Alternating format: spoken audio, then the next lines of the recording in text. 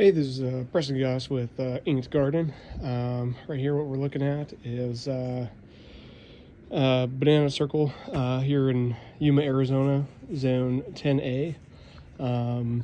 So here we have an issue with, of course, our soil being rather dead and alkaline. So what we have here is a banana circle.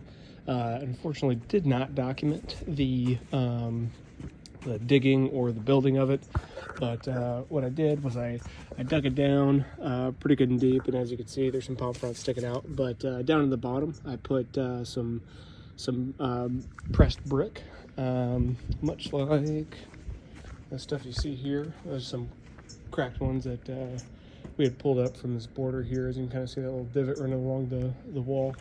But I put a few in there, and so that's going to be kind of a nutrient hold. Potentially, it's kind of an experiment.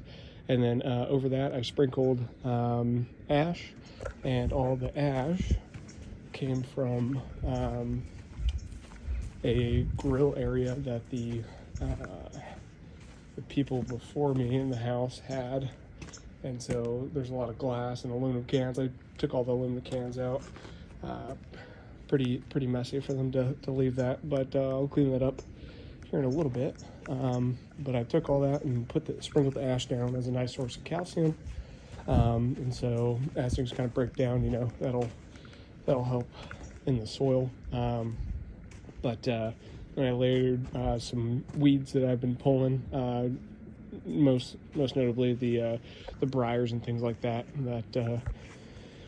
unfortunately are out here pretty prolifically. I've been plucking it and throwing it on that same pile, so that way they'll kind of dry out and decay, and then I put them in the very base of the pile so that way they don't reproduce anywhere else in the yard. So that's down at the very bottom. That should be, all the seeds should be killed by the lack of sunlight and probably some anaerobic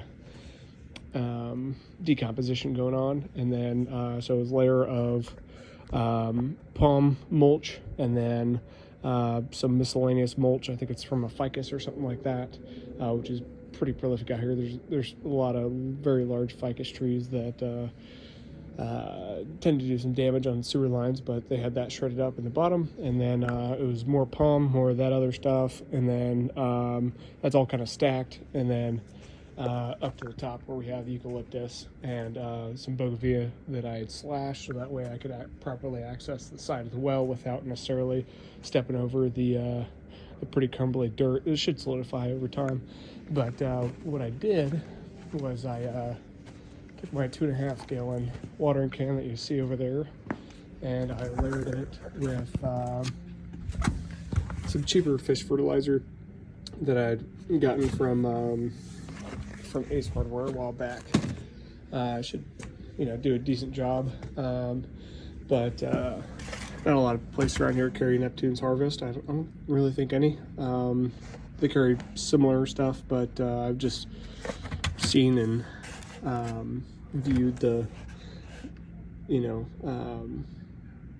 their stuff, working in other gardens and whatnot. But I cycled that with liquid humate, seaweed plant food, pretty good dousing between layers, just because it is a large amount of organic material, and I just want to have it break down and not necessarily be a carbon sink whenever I need to put bananas or papayas in. And then here you can kind of see how it started.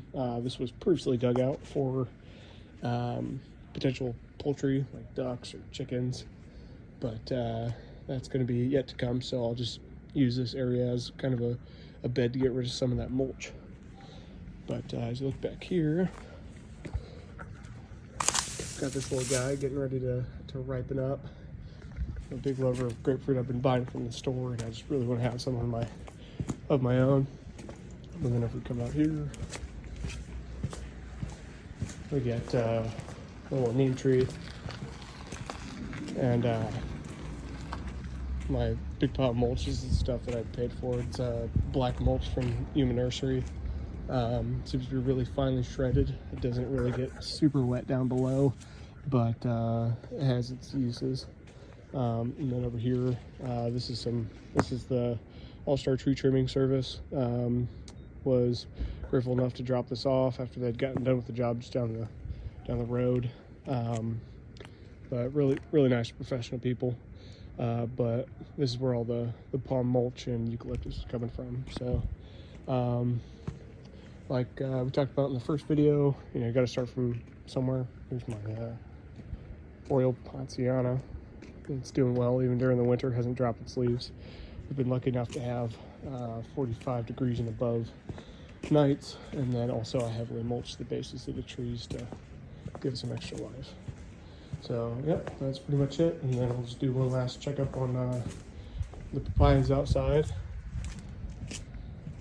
And we're doing pretty good. Right now they still have all their basil leaves. Really interested in seeing how they do this upcoming winter, just because they're traditionally not very friendly with the cold. But yeah, like and subscribe, I guess. All right, out.